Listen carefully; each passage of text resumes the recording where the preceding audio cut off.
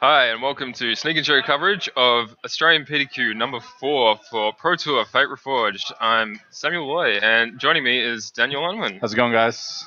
Alright, so we're in round 3 of the PTQ so far in sunny Melbourne, and we're covering Sasha and Isaac Egan. So, two previous Pro Tour competitors from our lovely country, and we're about to dive into some Cards Limited, so yeah, enjoy. Enjoy, guys. All right, so we've got Isaac Egan on the right, Sasha Markovic on the left, with his Sneak and Show playmat. Representing the team. Both boys are in the 2-0 bracket right now, and both life titles should read 20, but I'm sure we can imagine that happens. Sasha's got a pretty good advantage at this point. Yeah. Oh, look, and he's won 2-0, so good work, Sasha. Nice handicap he has over Isaac here. So if you guys aren't familiar with these players, Isaac came 10th at Worlds quite some time ago, and Sasha's been a member of the Australian national team. So they've both done well on the Pro Tour level. All right, so that's a very aggressive start from Sasha. Yeah, that's one of the Bloodtake champion, turn 1 off a mountain, really good place to be. Off a swamp, but yeah. Off a swamp. It's only the one. It's one of the only. I mean, there's a couple of one drops in the format, but that's definitely the best one of them. By a long margin, yeah. Yeah, I mean, this format it's not uncommon for a first player of the game to be a morphs, as we're probably going to see from Isaac. Yeah. So morph number 1. So you can see some of his hand. He's got another morph in there. He's got the black one, but we don't have that much information on what his morph is. So it's a secret from Sasha and us at this point. Exactly. Bloodsoak champion coming in. Obviously, that's an impossible trade for Isaac to make because he can just replay bring it back with its own trigger. Okay. All right. We've got some camera morphs. So Isaac's got an Awaken the Bear, which is kind of a cool play because you usually block morphs in this situation. Trading off morphs is pretty normal, and there's a couple of cards that break the parity there. Like Awaken the Bear is one of them, and the other one's Feeder Resistance, which are just really good in this situation. And we'll see if he just takes it, and Sasha does. He did. I guess because Sasha's got a beating down. Like, he's got the Bloodsoak champion, so Isaac's already on 16, and yeah, he kind of is trying to force Isaac to, stick to the tempo that he wants to play at. Yeah. So that 2-3 is in an interesting spot. Like, one of the really cool parts about this format is that no morph that morphs up for less than 5 can actually do better than trade with the morph. So you can't really get blown out if your opponent has less than 5 mana by blocking. Yeah, they're all 0-6s, 1-5s, 5-2s, 5-2s, which trade with the morph. Yeah. So for less than 5 mana, there's nothing you can really do to really trick someone. Which one just, for lifelink. Makes it a more consistent game to play, really. Yeah. With all that hidden information. So this is an interesting attack into the 2-3. Sasha's like potentially representing a trick. He could be representing a trick here, but also he could just rebuy it for 2 mana. Yeah, he could. Yeah, so it looks like he's just rebuying it. And he's got both. Having the potential to do that, and gets 2 damage onto the 4-drop there, which allows him to debilitating injury it. A plane just ended up on the battlefield, and I think it's from someone's deck. From the top of Isaac's deck. All right, they'll just be judge calling this now. Obviously, a bit of a mistake. Yeah, so bear with us for a moment. I think it's going to be a warning for looking at extra cards, and we're likely to see Isaac shuffle it into his library if it was from his library. I think they're trying to work out... Okay, they do have different color sleeves, right? Or are they the same? No, they're the same color. So I think they're trying to work out whose library it's from. So they're just going to count through their libraries and figure out where it came from. I'm not sure whose hand knocked that off either. No. A bit of a flurry of movement here. I think the players will probably have a pretty good idea. Yeah. I mean, they'll both be playing 40 card decks, so it's going to be reasonably easy to work out. All right, so it's actually from Sasha's deck. From Sasha's deck. And Sasha's deck will be shuffled here.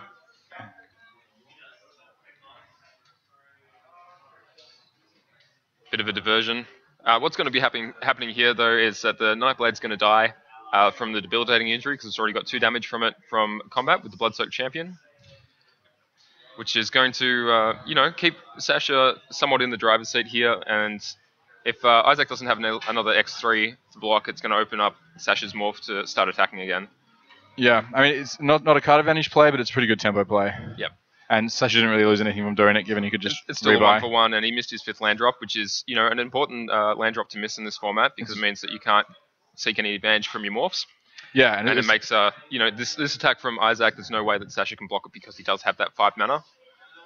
Yeah, I mean that's part of the format as well, is that everyone's sort of playing a lot of lands because the 5th land is so important. All right, here's another debilitating injury. Oh, and it's the ponyback ribs. Ponyback ribs. And then we got a second morph from Isaac Egan. So Bloodsoak Champion still in a good position here. There's nothing that can really block it profitably. And it can't block, so it's going in. It's always going to go in. Yeah, quite a push card here. So we've got a couple of plays from a couple of options for Sasha there. He's got a Smite the Monstrous in hand, but he elects not to keep it up and instead... Yeah, the problem is like if Isaac doesn't have a 4-power guy, so if he doesn't flip one of his morphs or they aren't 5-power, then the Smite was just... Yeah, keeping up removal here is very speculative, and making the play is certainly better, even if it is a less powerful play. Okay, so it would have been good, but it was really hard for Sasha to know that. I think I like just casting the 2-drop. It's quite possible that Isaac doesn't flip that up if there's 4 mana up. Yeah, that's very true. So Sasha's falling behind quite readily here. He's down to 10 life already. Isaac's on 17. Okay, so here's a Smite the Monstrous. Both guys come in. Sasha is firmly convinced that he's the beatdown here. I guess when you got a Temerity champion, or is it Bloodsoak Champion? Bloodsoak Champ, something. Yep. Yeah. Bloodsoak Champion, I believe. Don't have too many options. You got to turn it sideways. Funnily enough, Bloodsoak Champion is the art for the PTQ playmat this season. So there'll be 8 players from this very event getting Bloodsoak Champion playmats. It's a pretty cool trophy for top 8 in a PTQ these days. Yeah, I think it's a good idea. Actually, it's makes it a little bit more of an achievement. Yeah. Just a little information on the tournament today. We have 161 players, I believe. Yeah, around that. It might be 163, but yeah, definitely in that range, which is really good for an Australian PTQ. Yeah, it's it's a lot of people. Quite a lot of people have come down here to play these good games events this weekend because there's also a teams event tomorrow. Yeah, which is going to be a lot of fun. So that's going to be okay. Oh, Rakshasa. Okay, Rakshasa Death Dealer as a follow up to that attack. Very aggressive and tapping the mana he needed to regenerate it, so that's interesting as well. So yeah, and a Sagu Archer being flipped face up by Isaac Egan. 2/5 reach is the text on that card. Seems like Sasha's clearly not planning to block with his Rakshasa, so he's happy to get the guy in play than to... He's quite correct here to do that. So he's also got a Chief of the Scale, so every warrior that Sasha controls is getting +0/+1 at this point. Which does include the Bloodsoak Champion. It does indeed. The other 2 aren't though, right? Rakshasa Death Dealer is a Cat Demon, and the soldier, human soldier. Anok Patrol is a Anok Soldier, I believe. It's not Anok Soldier. I think it's human. Okay. Yeah. So we're just seeing a 2/3 blocking a 2/5, which is a pretty reasonable play. And the Awaken the Bear. Yeah. Which is, I think that's a good deal for both players. Actually, I think that's a play that Isaac had to make, and I think that's a block that Sasha's happy with as well. Oh, absolutely. So it's going to trample over there for another 2 points of damage. So Sasha's already on 6. So despite how critical the 5th land is, Sasha's played a lot of spells off 4, and he's had some very efficient creatures in his deck. Yeah. Pumps, so he does 8 damage, but Utter End. A response from Isaac. That's a genuinely good answer for the regenerator. Very good answer. Yeah. So I think Isaac's dropping to 3. Is that correct? Just a little request to our camera operator. Could you please update the live totals here? Okay, Isaac on 3, Sasha on 5.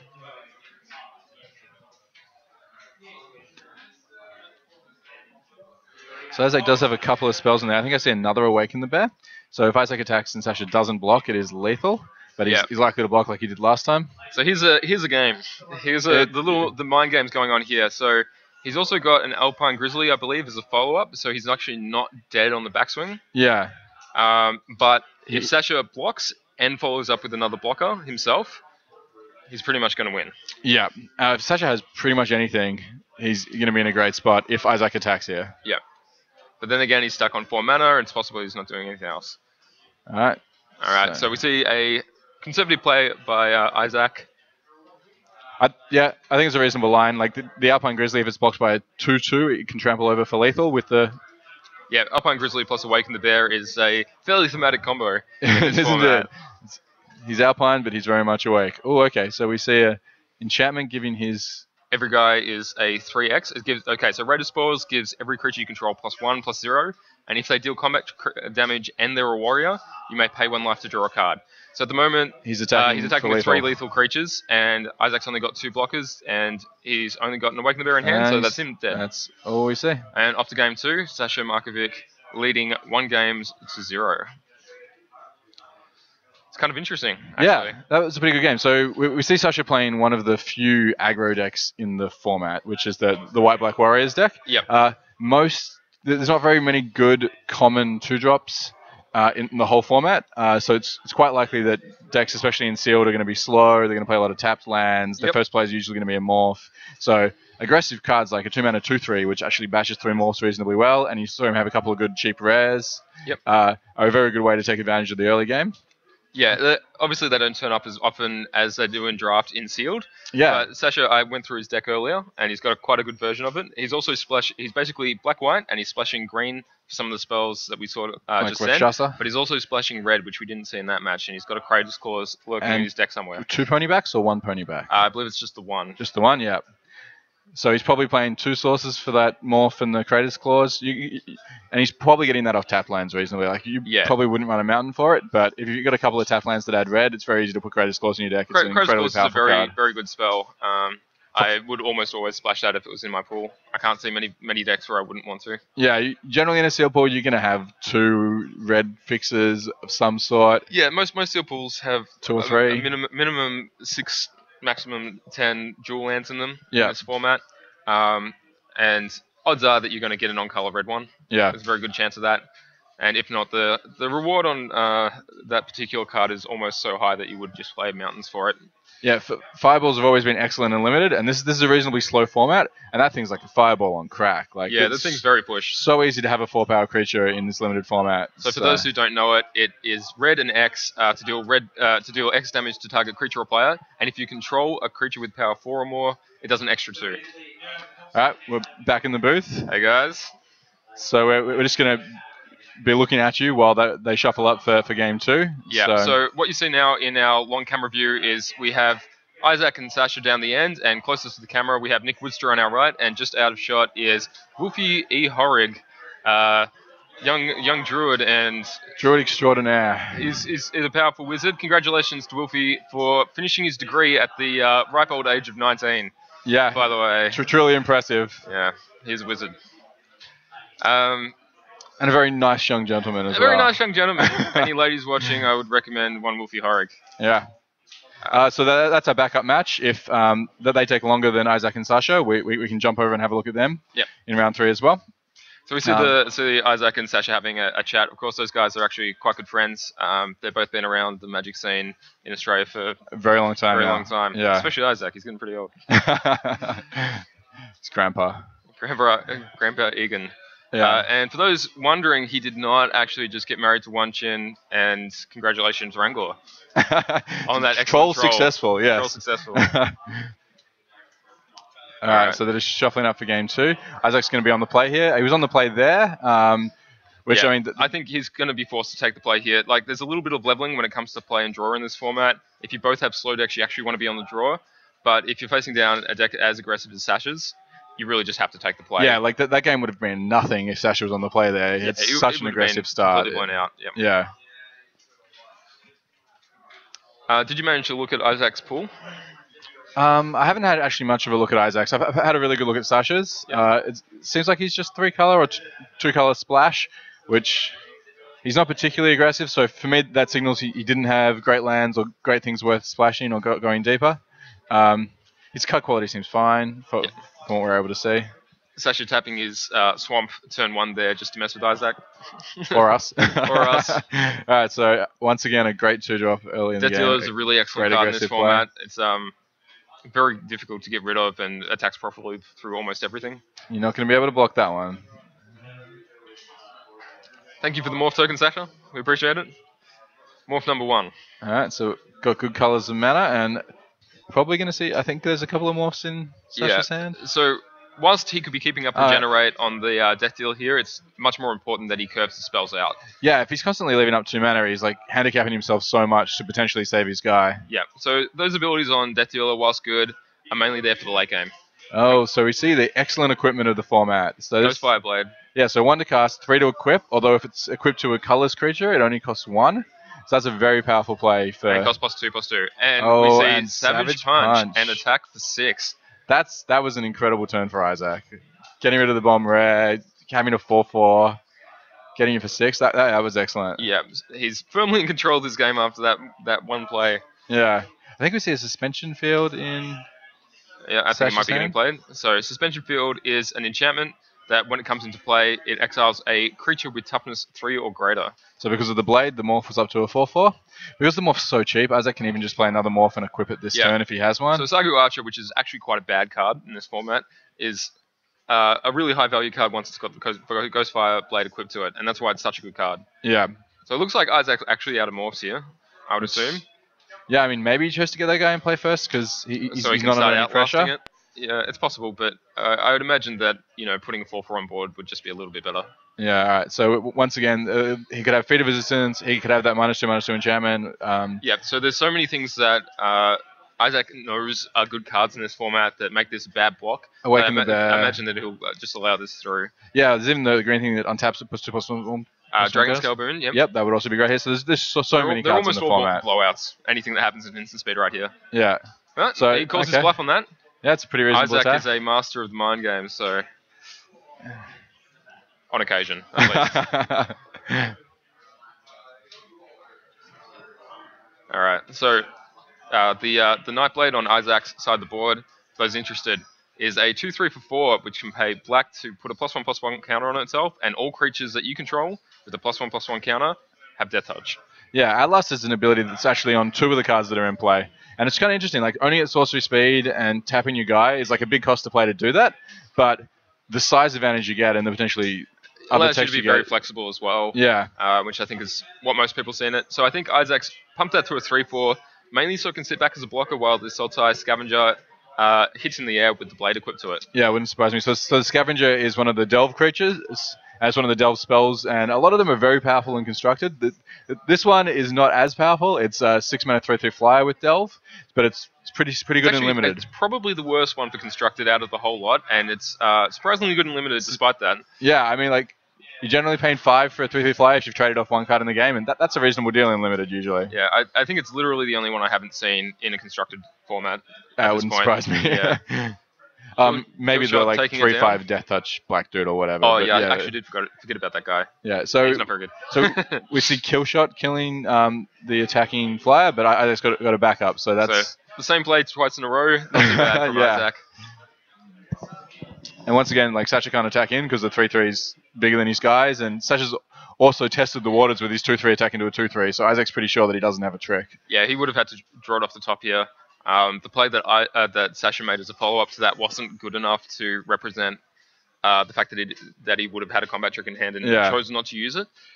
So I think we see a dead drop in Sasha's hand, which is a 10 mana Delve spell, which says target player sacrifices 2 creatures. Yeah, the card's very good. It's incredibly good, and he's not that far off. So two morphs. I believe one's a Sidisi's pet, and the other other's one an Abzan Guide, Yeah. which is a 4/4 lifelink, and the Sidisi's pet is a 1/4 with lifelink. Yeah, so Definitely staying in the race here. Yeah, also the Abzan's Guide is a warrior, which is going to get pumped by his chief. And Isaac, being the coward that he is, will probably not be able to block that. And probably not be able to block it. So we finally see a morph for Isaac, which he can play and make a 4/4.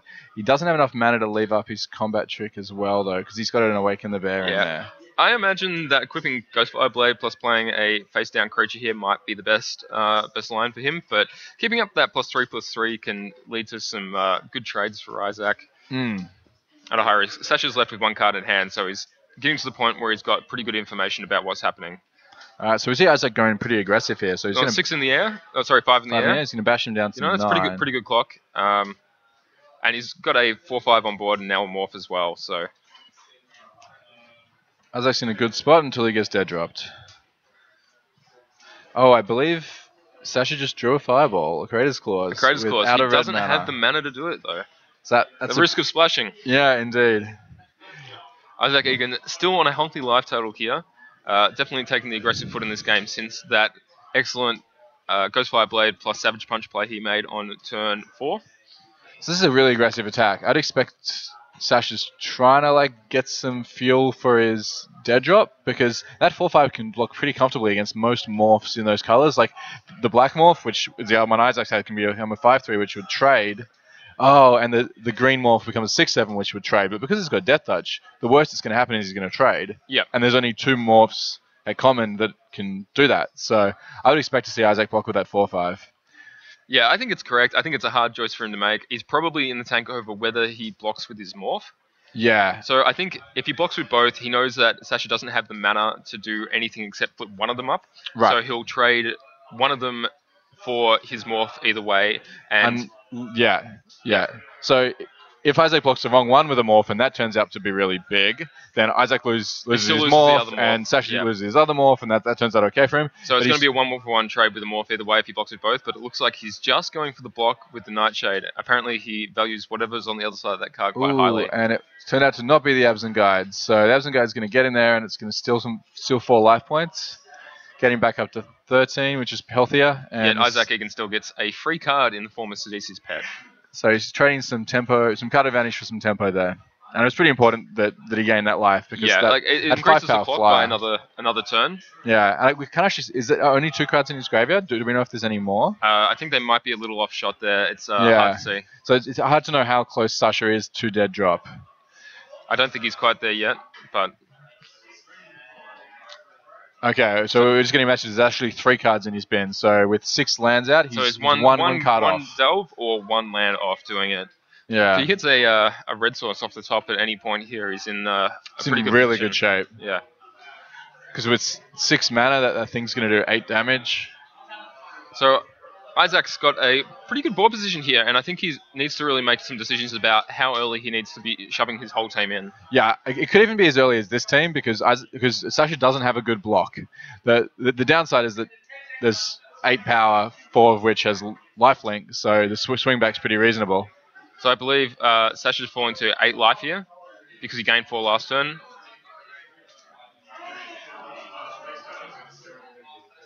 Yeah, that checks out. So we just see him moving the blade over for 1 mana, so he's now got a 4/4 and a 4/5, which is a pretty good team to block. He can also turn that morph face up still and have a 7/5. Yep.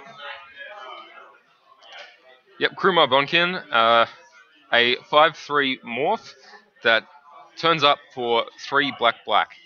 Or is it 4 and a black? It might actually be 4 and a black. Yeah. Maybe it's... Yeah, okay. So it's pretty good morph. It's got a really... It's really pushed that line. Yeah. Like most of the 5-cost ones, ones that flip up for 5, it's it's reasonable and it'll eat another morph.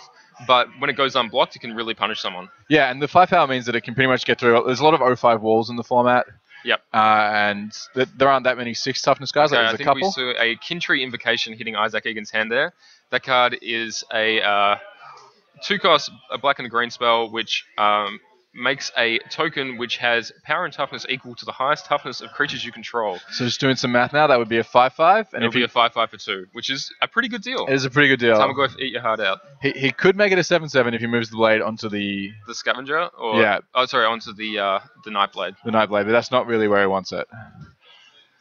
Yeah, I think I would just be happy with having another 5/5. Happy with the 5/5. I think it's just equally lethal here. So looking at Sasha's team, 5/5 is a bit bigger than everything he's got, so that's pretty good. So because Isaac moved the blade over, now it's going to cost him 3 mana to move it back, which is a little bit awkward. I think at this point, if I was in Isaac's position, I'd just be shipping him with my entire team. But a pre-combat debilitating injury to reduce the amount of life gain. Yeah. Interesting. I think putting an Outlast Us counter on that Salt Road Patrol for Sasha was maybe a little bit of a mistake. He definitely would have liked it to block this turn. Yeah. Okay. Salt Road Patrol is my favorite card in the set for anyone playing at home. Right, so he's on 8, so this block would do him 7, and he's gaining 2 lifelink, so he'd be going to 3, which means that Isaac can actually kill him with his trample spell. Or he can play it on his big creature to get a lot of card advantage. Yeah, either way, I mean... I think he might be able to do both. Winning is pretty good card advantage, so that's probably the line I would go for, yeah. Yeah, when they pack up all their cards, that's card advantage. Yeah.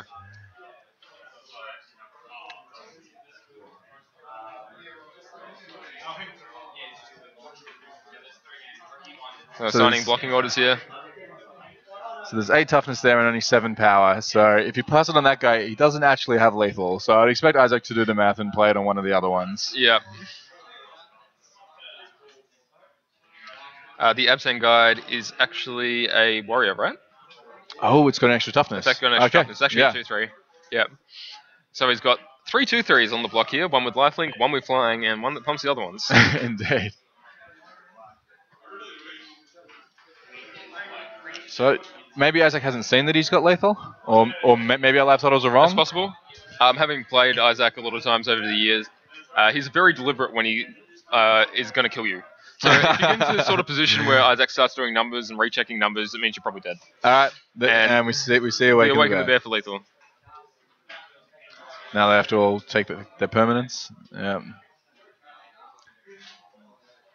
And okay, so Isaac Egan wins game 2. Round 3 between these players going to 1-1. I imagine Sasha will be taking the play for game 3. Yeah, and it looks like he's got quite a few 2-drops. So if he can get out to an aggressive start and push that ahead, that seems like a good way to get there. Yep. Isaac really showing the power of that blade. Yeah, the blade's incredibly good. So I think Sasha seems to have high card quality in his deck, but that Ghostfire blade just does so much work by itself. Yeah, it just turned all Isaac's mediocre or worse creatures into the best creature on the board every turn. Yeah. Definitely not to be underrated. No. And Sasha getting marginally punished there for having a reasonably greedy mana base and flashing 2 colors instead of 1 or none. If he had drawn a spell he could have cast, he could potentially have been in that game a little bit longer. Yep. Yeah, I do think the putting the Outlast counter on the Salt Road Patrol there was incorrect. I don't think that was... Yeah, that was a dubious play. I guess... It might have been his only road to victory if his opponent hadn't seen that he had a good attack that turn. And I guess he's probably been like, all right, if I just got Awaken the Bear and Debilitate Injury, I'm going to lose this game. It's quite possible no matter what he does, he's dead to those cards. Awaken the Bear's going to be a blowout when you got a 7/5 on the board. So because the only way to get that guy off the board is to put multiple creatures in front of it. So even if he had I suppose if he had the 2/5 up, that would have been in there as well, and he wouldn't have been able to kill as much stuff with the Awaken the Bear. But he still would have been dead. Oh yeah, he would have been in a bad spot. Yeah, the issue was that blocking the 4/5 Nightblade was such a bad deal because every guy you put on it's going to die. It's true. So you can put a million toughness on it if you like, but all you guys are going to just trade there. And also, if you ever target that with Awaken the Bear, you can do Death Touch Trample. Death Touch Trample is a good interaction. Yeah, just 1 damage to each blocking creature and the rest to the face. So for those not in the know there, you are able to assign lethal damage to the creature with a single point. So if you have Death Touch and Trample, you can get over for quite a lot. Yeah, it's almost evasion at that point. Yep. For anyone who's played a bit of Limited over the last few years, ever since that rule changed, it's done a lot of work. It has. In Constructed and Limited. Yeah. A lot more in Limited. A lot more in Limited, yeah. Alright, both players shuffling up here. The old college pile shuffle from Sasha Baron Cohen, as I like to call him. So those who don't know, Sasha actually travelled for this event. So he's from near Sydney, right? Yeah, he's from Wollongong. He's from Wollongong, which is about 2 hours south of Sydney. So near Sydney is relative, I guess. But and he's actually crashing on my couch. So he's been a pretty good guest so far. And it's actually unusual for him. He's normally a bit of a schmuck. You heard it here first. Yeah. Wow. So okay. So Ghostfire Blade from Sasha. One of his own. So apparently his deck is incredibly stacked. Yeah, it seems like the real deal. All right, both players just passing on 2 mana. First time we've seen Sasha do this in this match. He didn't have a white land, so I think that turns off quite a few of his 2-drops. Like 3 of the 2-drops we've seen so far, maybe. Yep. But a morph's pretty good because morph's excellent here. You got your blade Morph going. number 1. We've got a nice number on it. The one and only. So just a little bit of rules information. I think the rules for morphs are going a little bit under the radar actually. There's a few things that everyone at home should know. Every morph that comes in has a number. So whatever number you've played for that game, it's actually numbered with that number. So morph number 1, morph number 2, morph number 3, and every time you replay them or play a different one or whatever, you get another number, and you need to be able to identify that to your opponent. Yep. So in a competitive rules enforcement level event like this, it's essential that you're able to keep track of that sort of thing. Because in the past, you could essentially shuffle up your morphs, and they'd be like, I want to kill that one. Where now you can say, I want to kill the morph you played later, or the morph I you want to played play earlier. exactly morph number 2. I want to block morph number 2, the second one you played this game. Yeah, which is like the sequencing of which morphs you play when is kind of interesting. It's a bit of a mind game, like whether you play your worst morphs first because you're more likely to trade them off, or whether you play your best morphs first because people are going to value them lower because they were your early morphs. So yeah, it's a kind of like an interesting play, but yeah, you absolutely have access to that. Okay, so Tuskar captain coming in. I know. He's getting a counter. Okay. Yeah, and a little bit Sasha's of miscommunication. Been a little cheeky there. A little cheeky. cheeky Sasha, as they call him. No one calls him that. Just to be fair. Just Sam, really. Just me. Okay, so that land was great. That gives him debilitating injury, showing its power as well. Yeah, that card's a very good tempo play in this format. And there's not that many ways to buy tempo in this format. So any of the cards that actually do it, chiefly debilitating injury, feeder resistance, awaken the bear, things like that, which would be bad combat tricks in almost every other format, but are really good here. You're usually spending less mana to kill something that costs more. Yeah. Such a mana-intensive format. So that land was a great draw for Sasha. That gives him access to a white mana for a lot of his spells, and also the red, just in case he does have the Creator's Clause or he draws it. Yeah. And this is something last game was like, because all these red lands are tapped, he didn't even have the chance to rip a mountain to cast that. To get into the to red zone and then steal a win with the Creator's Clause. So this is kind of the interesting thing with these splashes off just a few sources, is if you don't have a source, you're not able to play it the next turn and under any circumstance. Exactly, yeah. So, I mean, it has to be a very powerful spell to take that risk. Yeah, Creator's Claw does fit the build there. Oh, absolutely. And you'll find a lot of people playing the morphs because they're a colorless spell on one half of it, and you're actually able to cast it either way. But morphs have a lot of equity in this format. Like a lot of people are killing them on site, a lot of people are trading with them. Even if you're not able to flip it up, you can still get quite good value out of that. It could actually be a blue card for Sasha, and it's threatening as much power as any morph in the format. Exactly. I'm not ashamed to say that I've played a bunch of off-color morphs in some of my worst draft decks in this format. Yeah, generally in this format you're going to find enough playables if you can always just play a colorless 2/2. Just start picking Monastery Flock down the line and things like that. Well, that's a card I actually value quite a lot, but well, not when you're not in blue though. That's true. That guy gets a lot better with an island. Yeah. So Isaac's got an Abzan guide here, but he's only got the 5 mana, and he's also got the 5/3. So he's got a couple of morphs. And I think he's going to play on them face up. So one of the good things about that particular card that flips up for 5 is that it's got a 5 casting cost, where most of them have a 6 casting cost. Yeah. So it makes it slightly more flexible, despite the fact that it doesn't have an ability like Lifelink or Trample. And it's pretty good in this spot that it can trade for that morph. Although Sasha's got 5 mana now, which makes it really risky. Incredibly risky. So we see a double block. Now this is really bad for Isaac if Sasha has removal, Throttle, which he does. That's a blowout. That's the 2-for-1. It's probably a game-winning play right there. Yeah, that's so much work in one spell there. Just got 9 mana worth of Isaac's commitment. Got no board anymore. Yeah. One-sided board sweep for 5 mana. Yeah. I'll take that. It was a very, very, very impressive play, and Isaac definitely opened himself up to it. Like there aren't that many instant speed removal spells that kill a 3 toughness guy, but that is one of them, and it's common. Yep. So it looks like Isaac's trying to get back in here with a Hooting Mandrills, which is a 4/4 trample for 6 with keyword ability Delve. The new Tamagotchi. The new Tamagotchi, we were told. So in constructed formats, you got a potential to play this for 1 mana. In limited, you're generally paying between 3 and 6 for it. Yeah, it's a pretty good play for 3, a really bad play for 6. Yeah. In a format where so many of the morphs have 5 toughness, a 4/4 isn't all that impressive. But he's quite good once you start giving him abilities and putting, power into him. Particularly good with spells like Become Immense. Trample's a genuinely good keyword. Yep. So here we're in the same situation for Isaac. He can double block and play around a morph which has 4 toughness, or he can just block with the mandrills. At this point, I'd be pretty sure, if I was Isaac, that this is not a particularly good morph card because he chose to use a spell instead of turning it face up last turn. Yep, so, last turn he had 7 power, which kills any morph with 5 toughness. Yep. And now he's only got 6. But it's true, I think there's a fairly good read that the morph equity is probably pretty low. Also for Isaac, the block isn't particularly great anyway.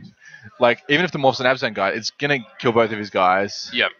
He's going to gain a bunch of life. That blade's going to end up on another morph at some point, or another creature. So Isaac here electing to use his Life Total as a bit of a resource and try and buy his way back into this game by using his mana more effectively than Sasha will. Yeah, and if that morph is an Absent guy, which we expect it is, we saw one in his hand. Yep.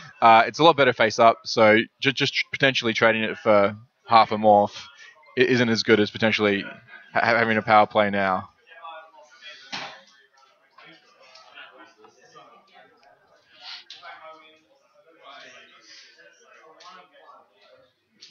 So we're just getting a note that the match, the second backup feature match is actually finished. So this will be the last of the coverage for round 3, and we're hearing that Wilfie won. So congratulations, Wilfie, winning at life, winning at Magic. Absolutely. Yeah, good on you, Wolf. Getting there over Nick Woodstra. Okay, so we see the double block now, and we expect it's Abzan Giles. So Isaac just allowing Abzan for his opponent to spend his priority here before he turns his Abzan guide face up, or at least that's what I imagine he's going to do. Yeah, and if Sash's morph doesn't have 6 power, then it's a pretty good block. And I don't think there's anything that he could have which has 6 power here. For 5 mana, no. So a Sidisi's pet. Alright, so good read, Sam. It was a Dreadful Morph. A dreadful Morph, but it actually did a lot of work in this game. It did indeed. Because it goes Fly Blade. It's Morph Equity combined with Blade. It could have been a blue creature, really. At that point, who really cares? Yeah. And the Blade's once again making a 4/4. So this is just such a bad spot for Isaac that he's got a Lifelink creature on board at least at the moment. But yeah, Sasha's just always going to have a bigger creature than it. Like if that morph turns face up, or if he puts it on the Chief, he's going to have a 4/5. And I think in particular what's really bad for Isaac here is because Sasha has such mana efficiency in his deck that once he's ahead, he can really just pile on the threats. And he's happy to spend mana. Isaac to catch up. Yeah, he's happy to spend mana moving a Blade. Yep. Okay, I think we just see Isaac just being horribly flooded anyway. Yeah. It's possible that he has, something, but I think I've seen another land in his hand. So this is one of the downsides of running 18 lands. So yeah, this does happen. Potentially get in this variance spot. of Magic. A lot of the time, because you're really happy to hit your 5th and 6th land drop on time, you do take this risk. Yeah. That's something you're buying into when you're playing this many lands in your deck, and I think it's a fair choice. Yep. So Isaac just chose to delve Van. I'm almost certain that is a land in his hand, but he's representing Awaken the Bear, which he's shown multiple of in the match. So Sasha absolutely has to be aware that that's a card that could be in Isaac's hand and is likely to be in Isaac's hand. Yeah, I don't think it changes the maths very much here, but Isaac's been able to recoup a lot of life here, and he's almost back up to his starting total. So it's gotten to the point where Isaac can pull ahead with card quality if his deck is forthcoming with it. Yeah, I mean, he needs some pretty powerful stuff off the top, but he does have a little bit of time to get there. Yep, lifelink, powerful keyword, as always. Indeed. Alright, so Sasha's deep in the tank. He's definitely able to attack with that creature, but all the other ones only have 2 power, so he would have to use some way to make them bigger. Yeah, so Sasha's about to get the information that he doesn't, in fact, that Isaac doesn't have the Awaken the Bear here because he's going to let this through. Yeah. Alright, so he's seen that last. Pumps up the Disowned Ancestor. A card that I've really, really liked in Sealed. Innocuous 1-drop / late game threat. Yeah, like if you don't have that many come to play tapped lands, spending turn 1 and 2 on that gives you a 1/5 when you start playing your morphs, and it means like you're not going to be losing the morph race anytime soon. And then later in the game, it can be a genuine threat, like a 3/7. That's absolutely the biggest creature on the board. Yeah, it definitely fills in a lot of spots on the curve as well. Powerful kill shot for the Abzan guide. Kill shot, which is one of the new commons they printed for this set. I think. It's something that, I think we'll see in limited formats after this as well. It's a very balanced card, especially in this format where you've got to not play a morph to hold it up. Yeah. So it does get represented pretty strongly in the early game, but in the late game, it's going to kill things. Despite being a 3-mana removal spell, it's actually quite often a late game card. Yeah. Abzan Guide from Sasha. So we're seeing him taking 11 here. He's down to 3. Sasha's gaining 6 up to 19. And Isaac truly against the wall here. Isaac's chances to win this game are starting to be reduced to playing End Hostilities in his deck. Indeed. Like, you can move the Blade over to a 2-power guy and have 3 different lethal creatures next turn. Yeah, it's not good. June Blast. June Blast, another powerful spell. Dead Drop wouldn't even get in there. Oh, I'm off. Watch out. Card.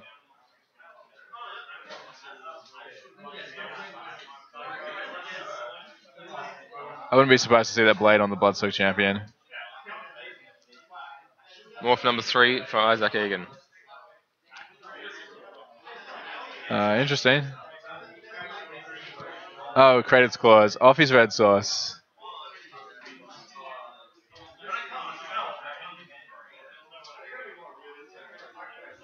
turns it up to a Segu Archer and then concedes. Cannot block the Creator's Clause. All right, so we see Sasha taking victory.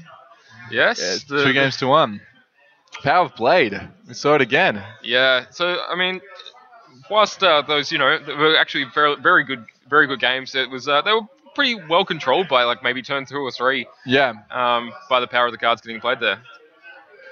Okay, I think they're talking about game 2 where Sasha attacked with both morphs into Isaac's 4/5 and morph. Yeah, and he's hoping to have them both die, possibly, so he could cast his dead drop. Yeah, so that was something that Isaac was like, what was with that attack? And Sasha was probably like, this is what was with that attack. Because at the time, Isaac had like 3 creatures, 2 of which were really good, so dead drop was going to be amazing. And would have actually brought him back into that game. I'm not too surprised with this result. Both players are very good. They're unlikely to make too many errors. And Sasha's deck is very, awesome. very pushed. Like, he has a very good pool, and I think he has a good chance of making top 8 today. Yeah, absolutely. He's got uncommons filling up ideal spots of the curve at 2 and rares. Yep. Welcome back to the booth, guys. Yeah, so you saw some pretty good match of Khans Limited. This is a great format. I didn't really want to play Limited this format, but I played a couple or saw a couple and was like, wow, this is really cool. Like, there's so much information with the morphs, and you can splash things, and games are interesting. All the feedback we're getting is that it's one of the best Limited format most people have played. It's quite up there with Innistrad and original Ravnica and a lot of people really fondly remember Evasion or Ravnica as the multicolored formats, and a lot of people who have played as long as me remember Time Spiral as this amazing morph format. Yeah. And this is sort of both, which is really cool. And it's good that they've got some common morph rules about being able to block if they got less than 5 mana and this sort of stuff. That sort of makes it a little fairer rather than just potential blowouts like every single turn.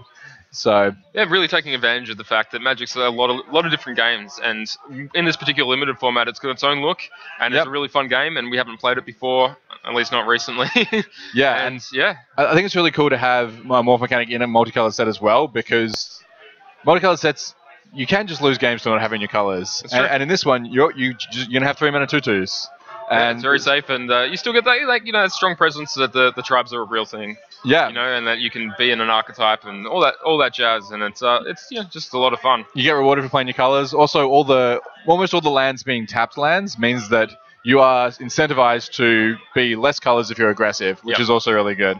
So yeah, I think like a couple of different archetypes are really well supported. A lot of people are drafting or building 4 or 5 colors because they've got a lot of lands and powerful spells.